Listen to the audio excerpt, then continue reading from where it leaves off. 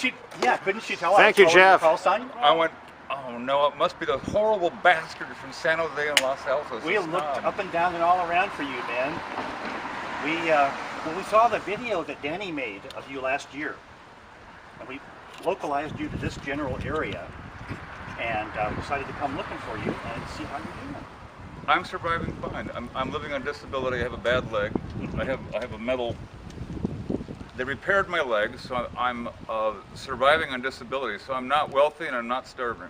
That's good, Gary. I'm in between both. It's good to see you. And I hang out in Pescadero, Half Moon Bay, Davenport, and Santa Cruz in this vehicle right here. I love it. We're lucky we found you today. I have a vehicle very similar to this too, by the way. That's a very tough vehicle. I didn't want to buy this. I like mine too. A mechanical friend of mine told me. He said, Hey, did somebody call over here? Did I? No. No. Okay. No.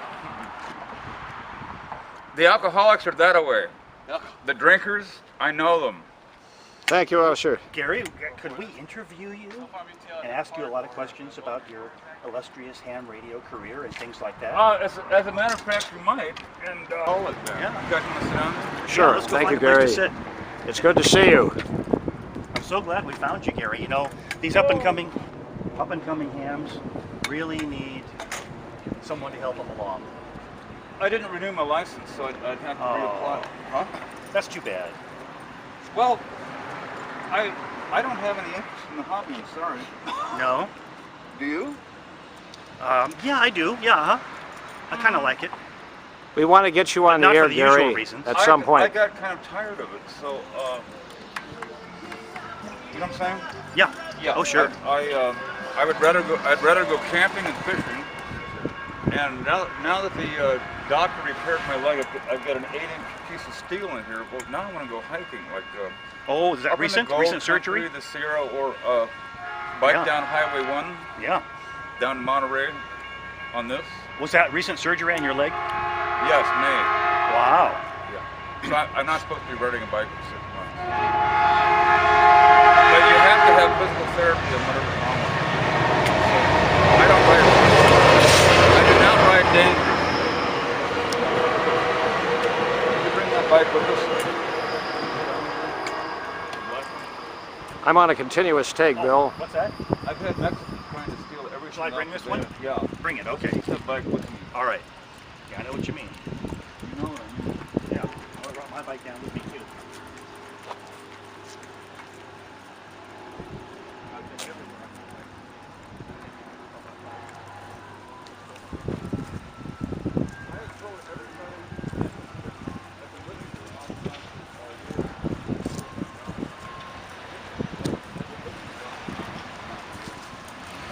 That's fine, unless there was working for antics company.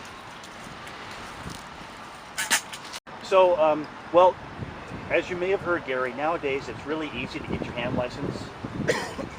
They have these volunteer examiner sessions where they virtually guarantee that you'll get your license. Did you want some So blood? all kinds of people who were nothing more than CBers. Oh, there's no code. That's okay though. Okay, sure. But me. they have a very poor grounding in amateur radio history and You can look it up on the internet. No, you can't look up Gary Kerr on the internet. No. Gary Kerr was pre the internet, so we need you to tell the young up and coming hams, you know, how you got started at ham radio and what kind of a rig you were running and how you began to engage with Ralph and Paul and things like that.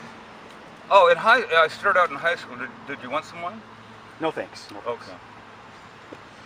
Wine is very healthy for you, full of vitamin C. So as far as the doctor's instructions not to drink, I'm drinking at the level that my grandfather drank, who lived to be 100. For a while I drank nothing. I said, well, this is a little ridiculous. Why don't you drink the amount that your grandfather drank? So this is the amount that I drank. Good for you. As far as up-and-coming hams, I started out in CB radio back in 1966 or 67 in high school. Then I bought all these CB magazines, etc., that had how to build your antennas. Then later on, I got the ham license after that, but I started off in Citizens Band up north of Siskiyou County. Up north where? In Siskiyou County, where I went to high school. Oh, I see. Yeah, up north. I thought you were from Stockton. Or No, that was after I got out of high school. I see. after I got high school. So your call sign was WA6JIY. JIY. Gary, can you say something about Ralph and Paul and Yeah. So your how did you days get in started, French Gary? camp? Ralph and Paul was an absolutely amazing time in radio. It started back in the 1970s when I moved down to Cal Poly to go to engineering school. So I went to all these they call them military war surplus places and bought these huge, gigantic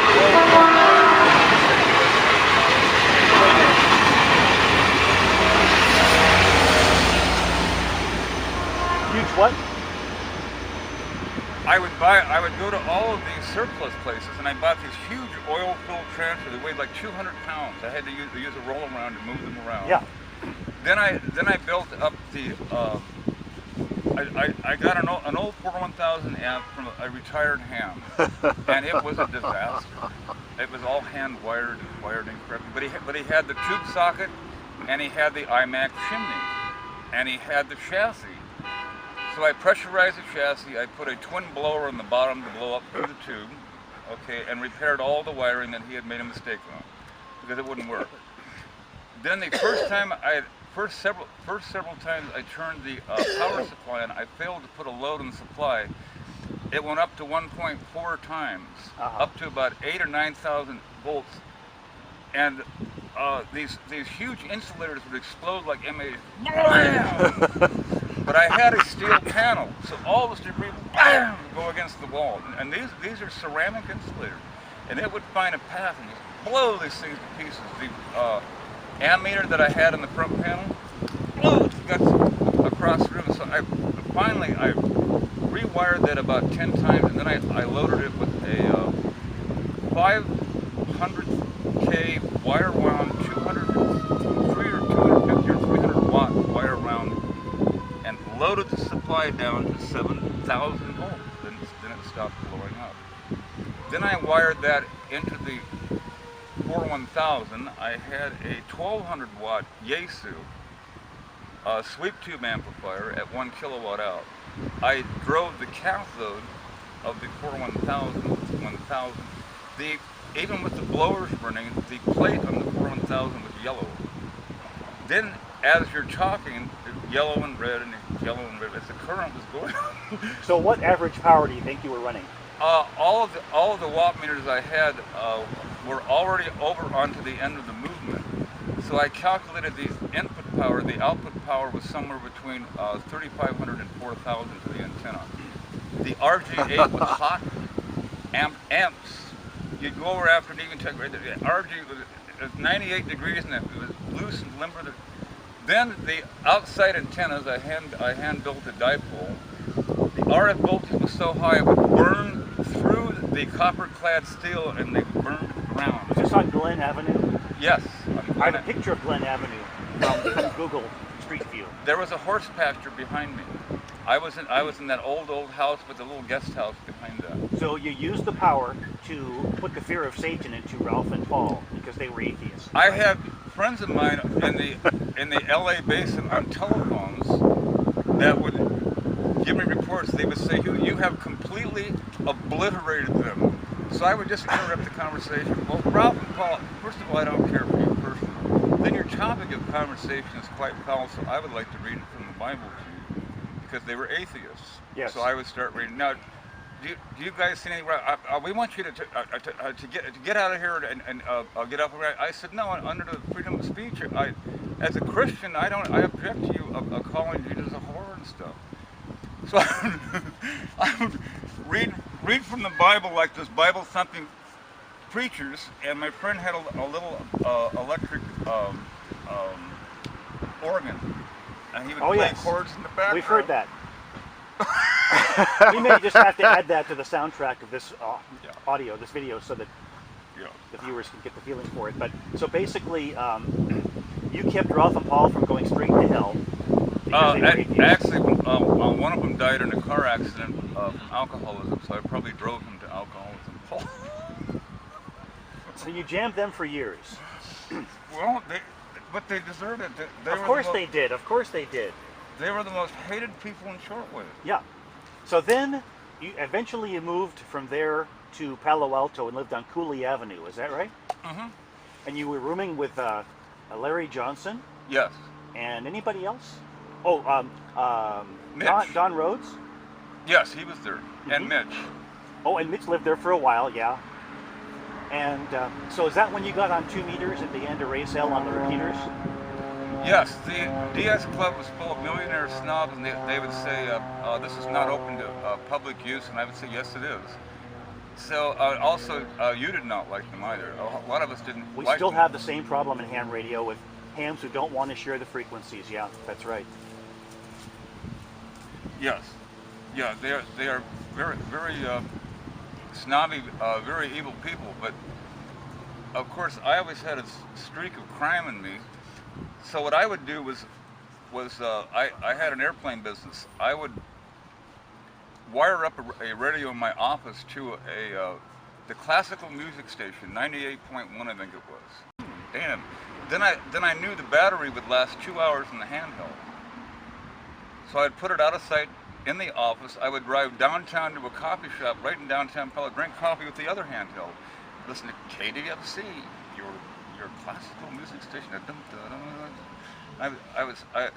the DX Club was interrupting. You know where this motherfucker is? We know who it is.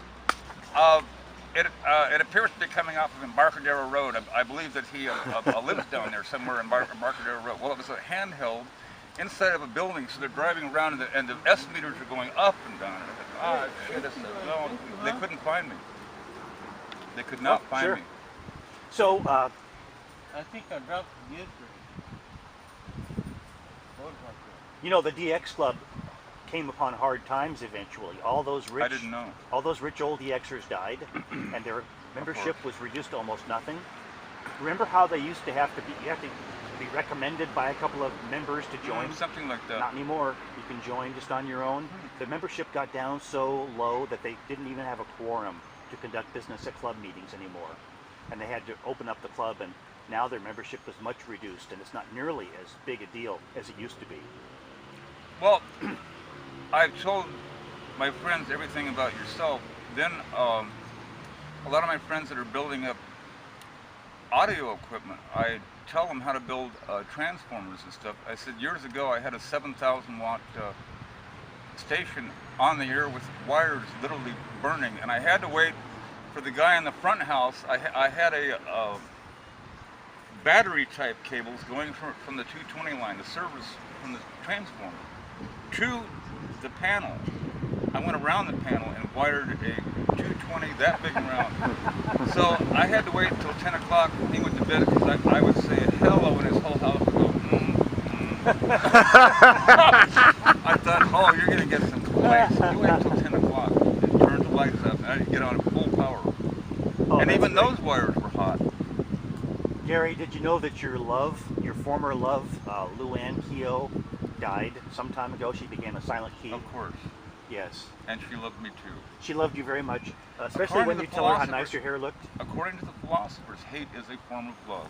Now, the real way to engage in real hate, according to philosophers, is to ignore you, dispense with you. Well, Luann didn't do that, did she? No, but hate is a form of love on another part of the scale. But then frequently, women say no in the bedroom, and they actually mean yes. So she probably did love me in some perverted way. But if they really do mean no, then you get charged with rape. That's the problem. Not if they say yes, yes later. Oh. But what about Marcia Trauman? Oh, I was in love with that woman too. Yeah, Marcia. she was crazy about you. We were on the repeater on top of Mount Diablo, and this woman had a Marilyn Monroe voice. Hi, did. Gary. I've been listening to you on my scanner. Oh, what's your name? Oh, I've always liked you. And you could not believe this woman's voice. It was unbelievable, just like Marilyn Monroe. So I fell in love with her voice. So I used to call her up on the phone and masturbate over the telephone.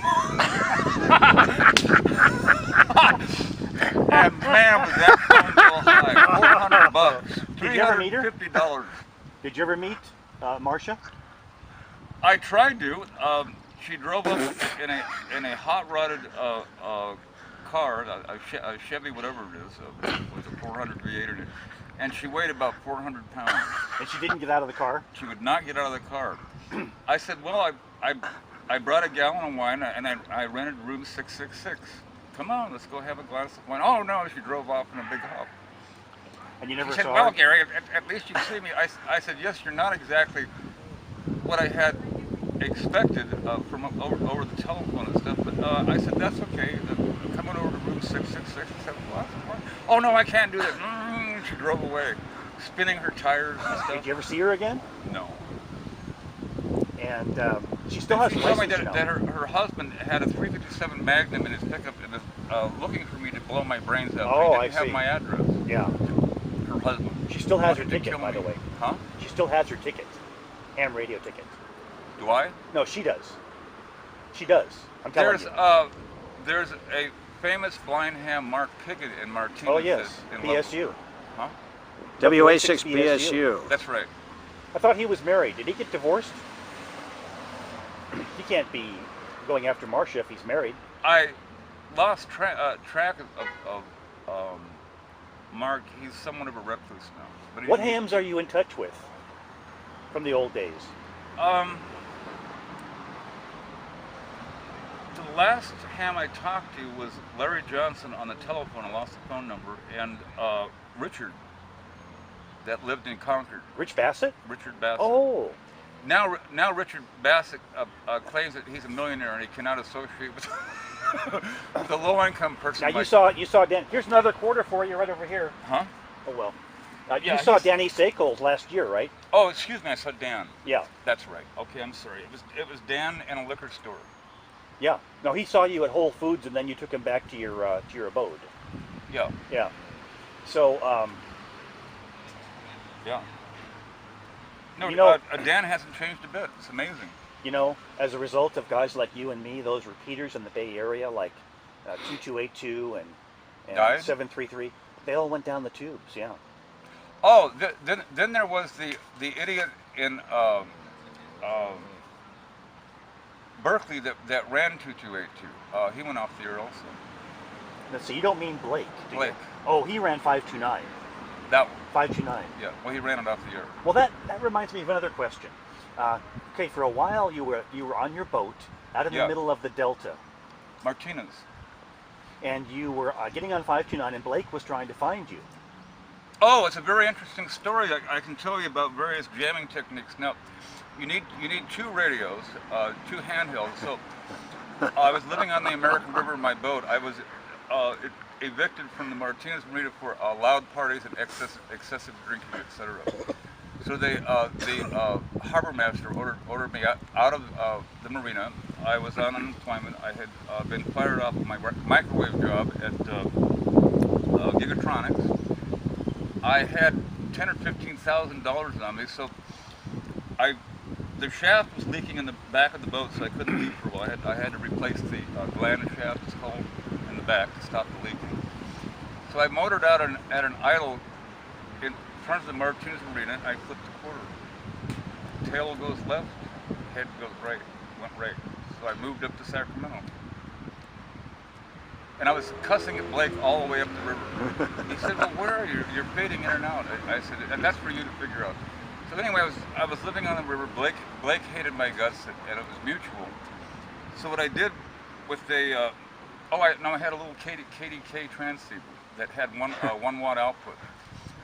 So I would do the same thing to Blake that I've done before. I backed up to a steel railroad bridge that went across the river. Now, when you go up to these metal things, your S-meter climbs and dips depending on the number of quarter waves, whether they add or subtract on you. So I would find a spot where all the reflections would raise the S-meter all the way up with idling the boat. Then I would set all the anchors, put it on 1 watt, and I would run the Hell and Fire Band. You are going to hell if you do not read the. It was a black man.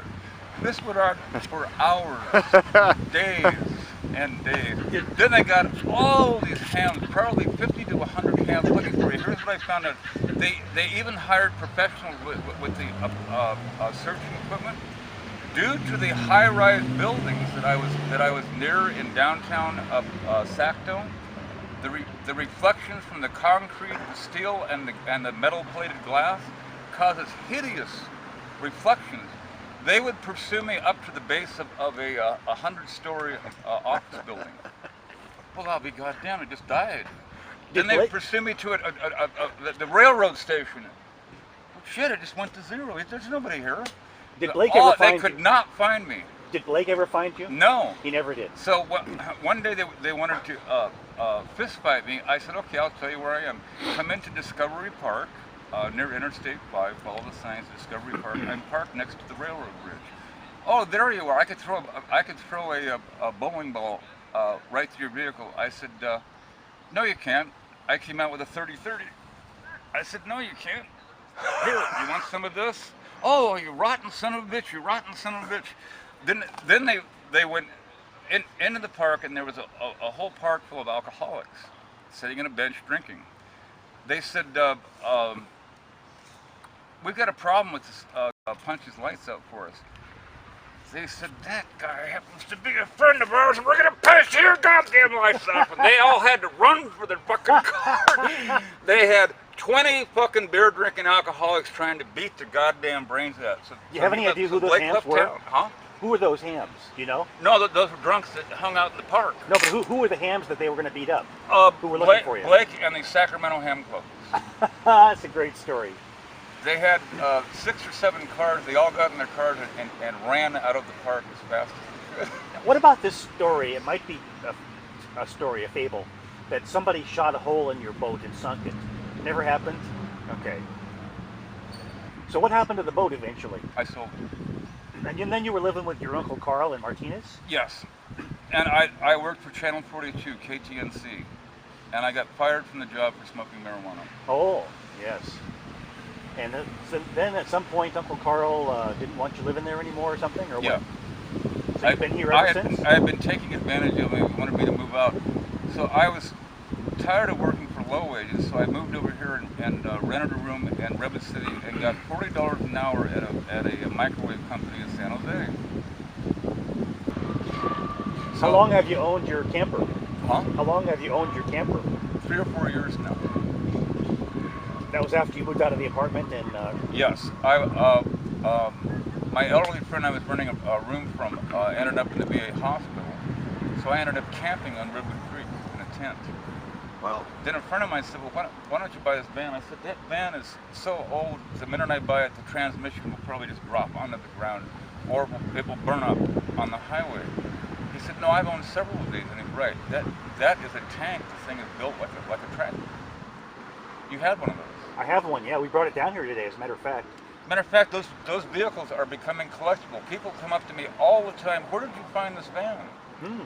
I said, on the internet. I said, they're very hard to find because most of them have gone to the wrecking yard. Yeah. Yeah. Most of them have. So, we sure So I'm are doing glad fine we now. found you, Gary. You know, That's unusual. I can't believe that you showed up here. It's absolutely amazing. Good to see you, Gary. How did you actually find me? well, first we went down to the overpass, and there were people living down there who know you. And Yes, they do. And they told us generally where to look. So we were over here near Savers Market. They told us to look around Savers Market. So, that is where I go. I was headed so then for we were walking past Savers Market, and we saw Jeff, you know Jeff, Yes. standing there. And we asked him if he knew who you were. He says, yeah, I know where he is. He took us right over here. The Japanese are still making single band radios. That's all. And they're quite cheap. There's a Radio Shack something or other in San Jose. It's called Radio Place or something. The Radio Place or something, and they're online. You can get a single band transceiver. There are a lot of hams on 7255 that really need to hear you and what you have That's to say. still going on, the rabble rousing? That's all that bullshit is still happening. It's still happening every day. The same old losers every day. There's various techniques of jamming out a single sideband signal with lower RF power.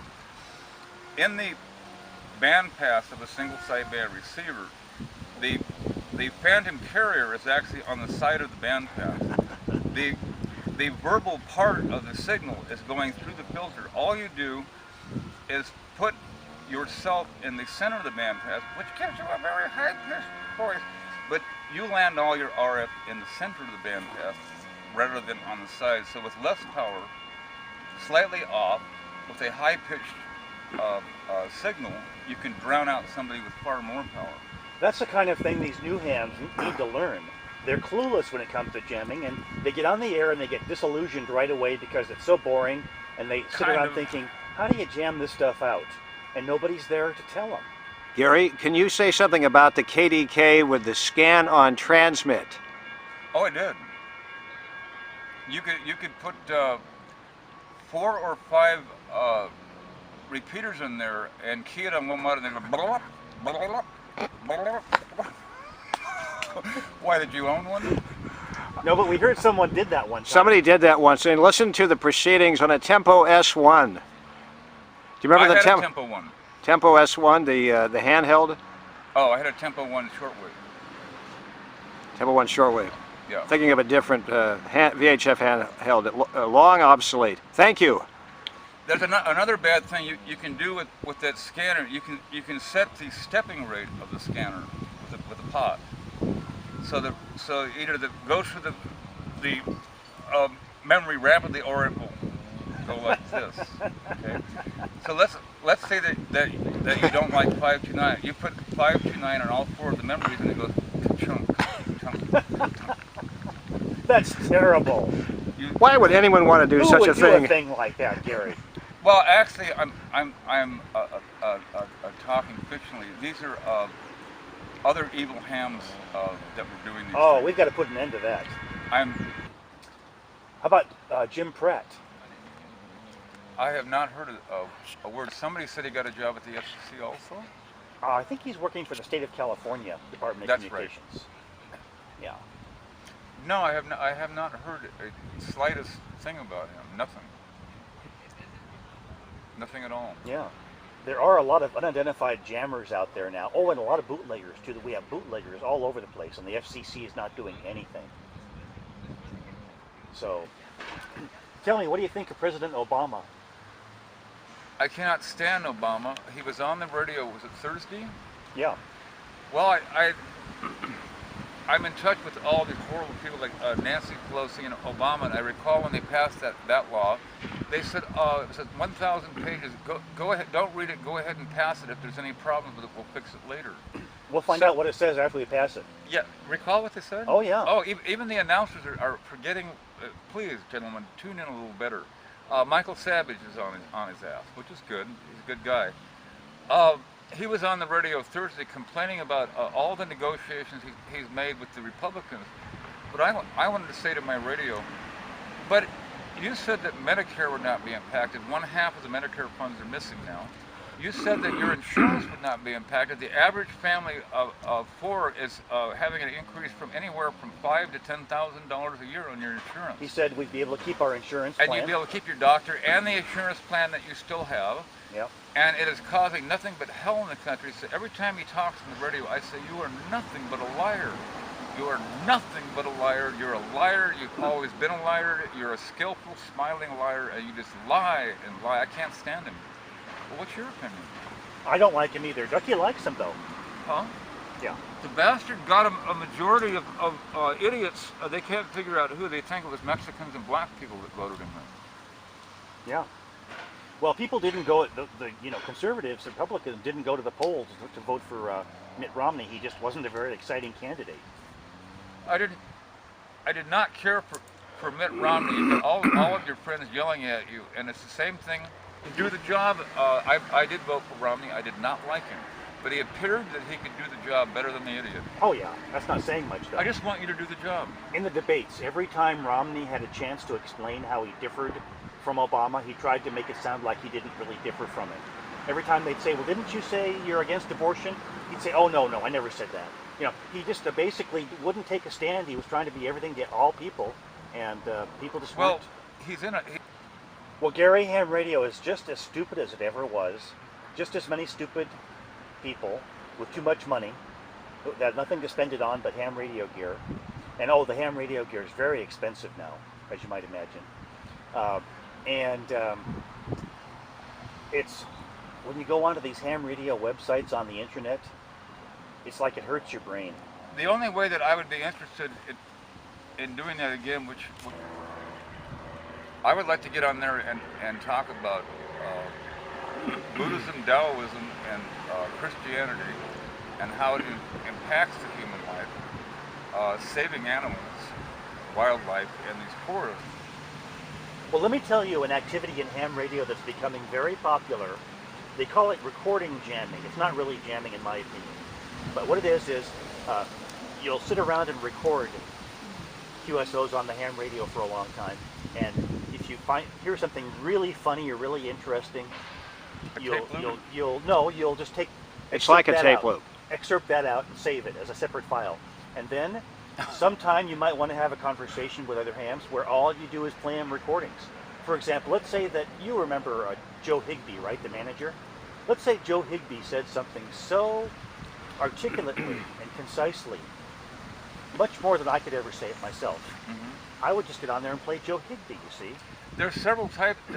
Several types of jamming. There's philosophical jamming that I mentioned, such as reading Taoist texts to try to get you to live in the Tao and quit killing animals. Yeah. For instance, there's sporting, frivolous jamming, where you're irritated at a friend of yours. You disguise your voice and say, "Well, you want a goddamn cocksucker? I'm coming over to kill you and your family," but you're not. Then you get a hold of the guy the next week and you say, "I was the guy that was cussing at you. Oh, you rotten bastard." So there's all various types. Then there's jamming devoted against the government. I used to get on there and say, "Well, you know, Marty Volkov is so lazy that he can't go to the restroom. He's sitting at the desk in a puddle of urine every day." In the FCC office, he said, "Why did you?" In the courtroom, he said, "Why did you say all those things?" I said, "I was protesting the government." That's right. "Why did you say those horrible things?" "I heard every one of them. I heard every one of those things that you said." I said, "I was protesting the government." Well, that was a terrible thing to say. So what? It's not in Part 97. Huh? Part 97 operates on the principle that that which is not prohibited is permitted. And there's nothing in Part 97 that says you can't say that about Marty Volkov. You have a problem, and you're a lawyer that can always allow them to convict you, especially on civil type cases, which again is the intent and spirit of these regulations, even though your situation is not spelled out. I hear what you're saying, Gary. And the FCC And you've heard it before. The FCC does that a lot. They try to... They all do. They try to interpret a regulation to mean just the opposite of what it really means on its face, or what it really says on its face. It applies to you of the intent of They do it to make their own jobs easier, and hams have to stand up to that whenever it happens. For example, the part of Part 97 that says we have to share the frequencies, they never interpret that or apply it because they don't want to, because they want to give the frequencies to their friends, you see. So you just have to stand up to them. Every time they try that, you just raise the issue and go to a hearing if you have to, you know. So you're going to have to do that, but you're going to have to dig into the law, including the Supreme Court cases, and be more creative until one judge, such as Mr. Williams, says, "I'll be damned. This man is right." I'll never forget when you were sitting there and Spencer Williams said, he got red in the face and he said, "Everything you presented here does not apply in this case." That's right. Remember him? Yeah, and the club members got all red-faced and mad. And then the judge left the bench and went back in his chambers.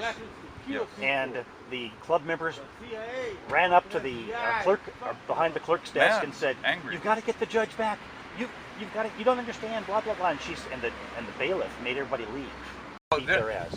Then when I got that settlement, they were furious, and it was written up in World Radio News.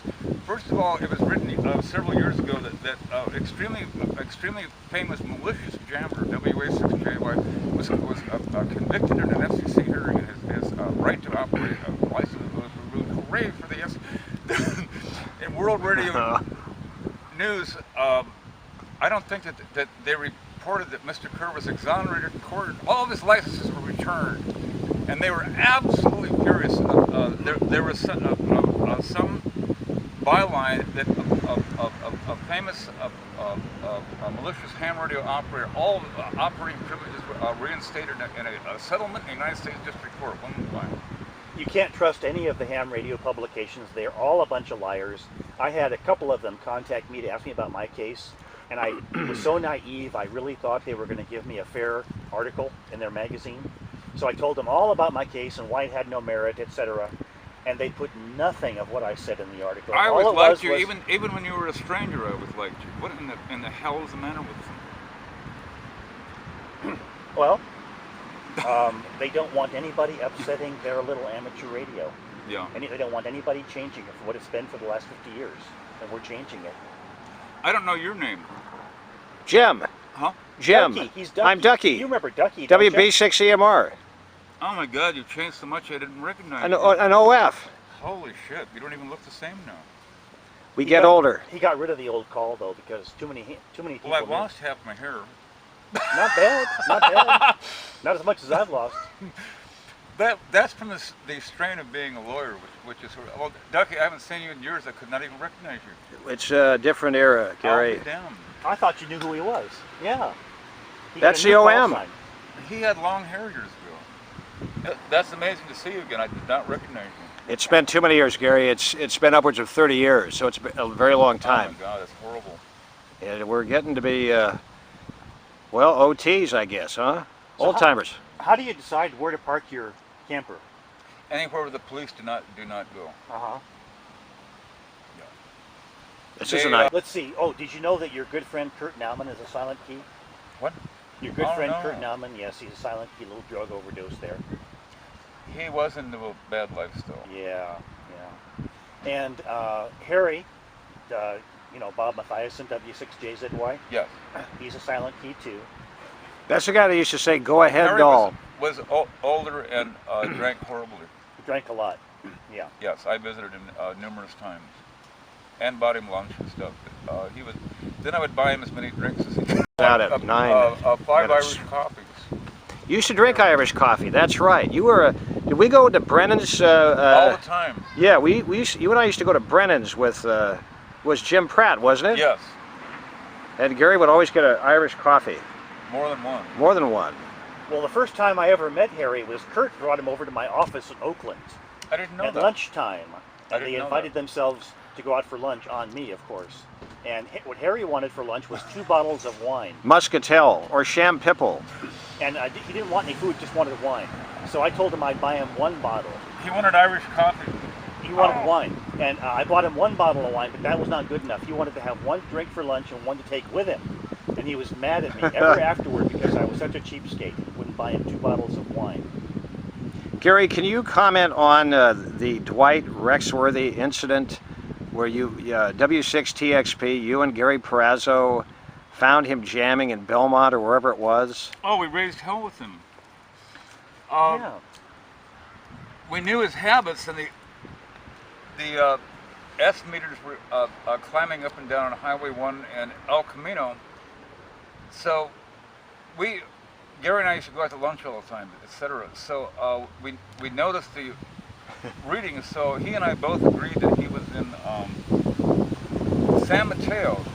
So we deliberately went up there at 4 o'clock when he got on, and the S meter climbed completely off the scale. Now, when you don't need a triangulation because when the S meter is fluttering, you're getting reflections. When you're within line of sight, the S meter stays all the way up and doesn't move. We said, damn, he's within one of these blocks, he's on this block. So we checked the parking lot. Sure enough, there was a guy in a pickup truck with a microphone.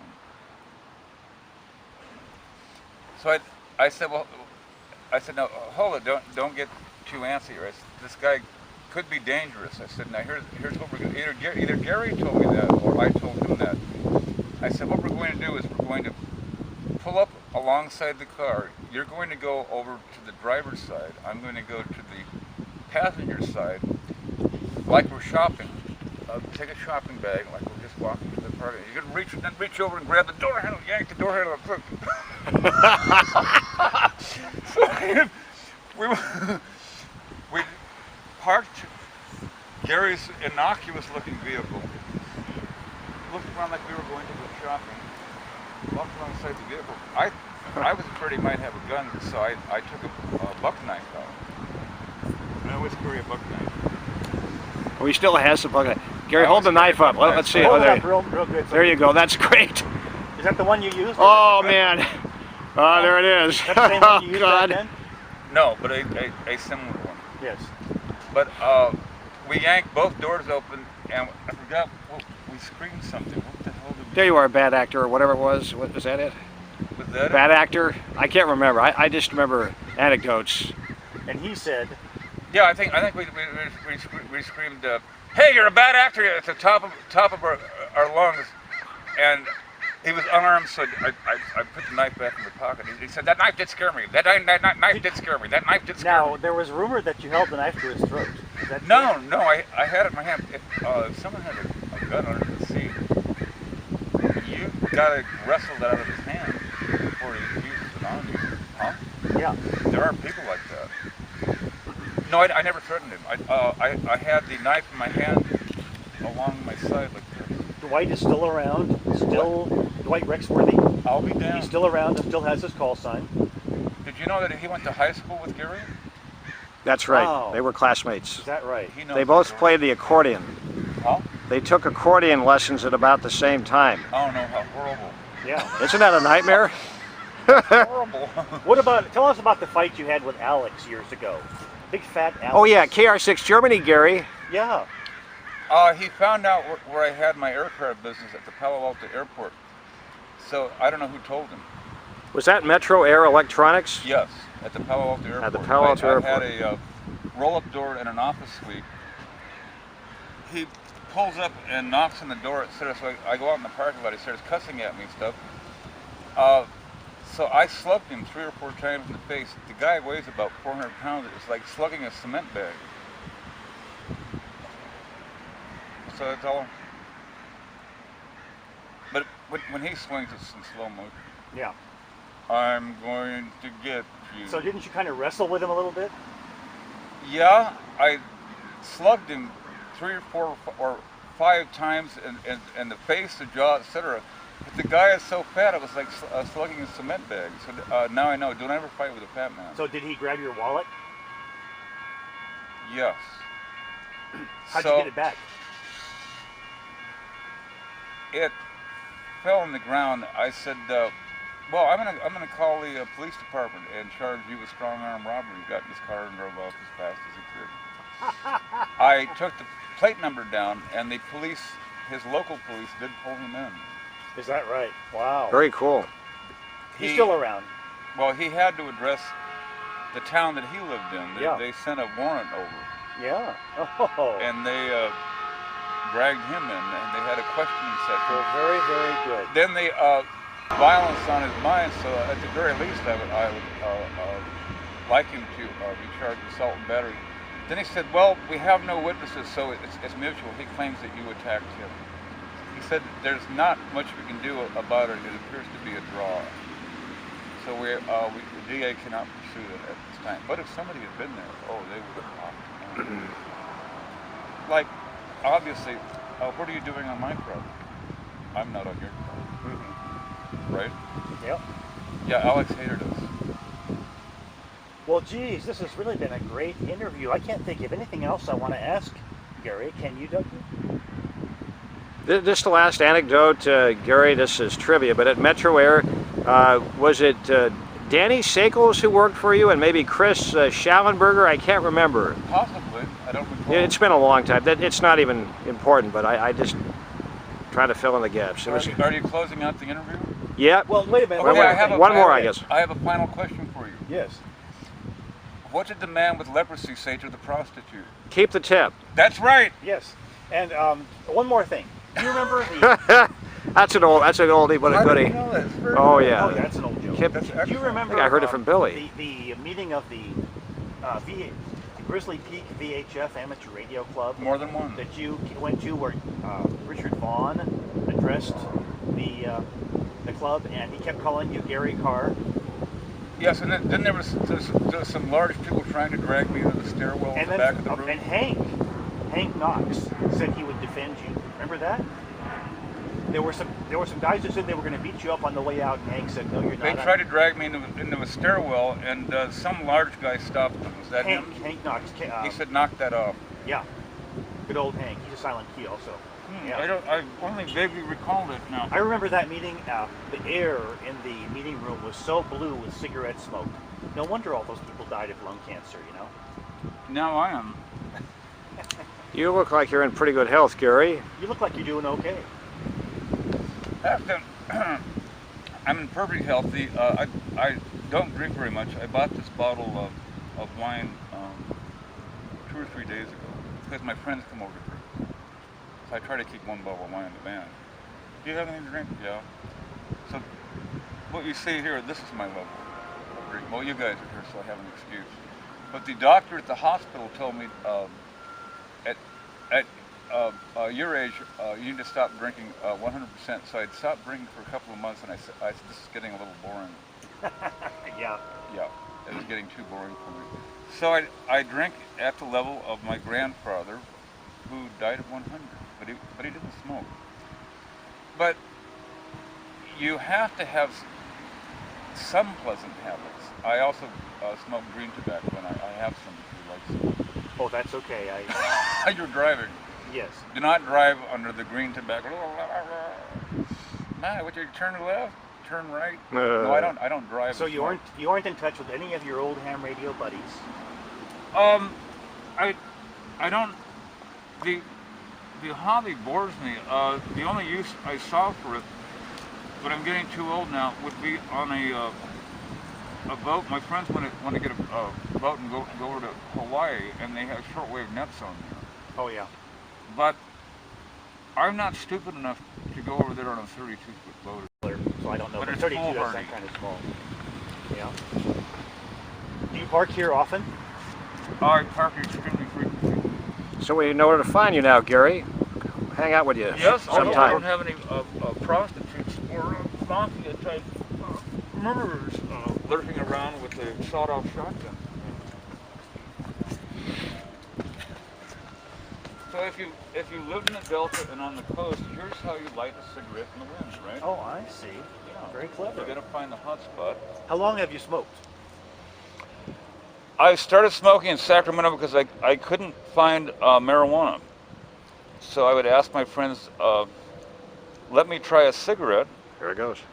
Let me try a cigarette. So the only actual reason that I smoked was because of a lack of marijuana. I want to eat a pork chop. Me too. Me three. Yeah. I'm getting hungry too. Gary, it was good seeing you, man. You know what? The government is fucking cheating us money, everything. Well, what else can we add? My sister, I think that's about it. County. My sister, Yeah. she's for CPS. She used protective services. And these fucking cops. The My wife is very. other thing that my wife, my ex-wife, my son's mother, my son's 30 years old. She's married to Redwood City, so that's why they fuck with me all the time. he used to live in the hotel with me. Oh, Yeah. Yeah. My wife is married to a Redwood City cop.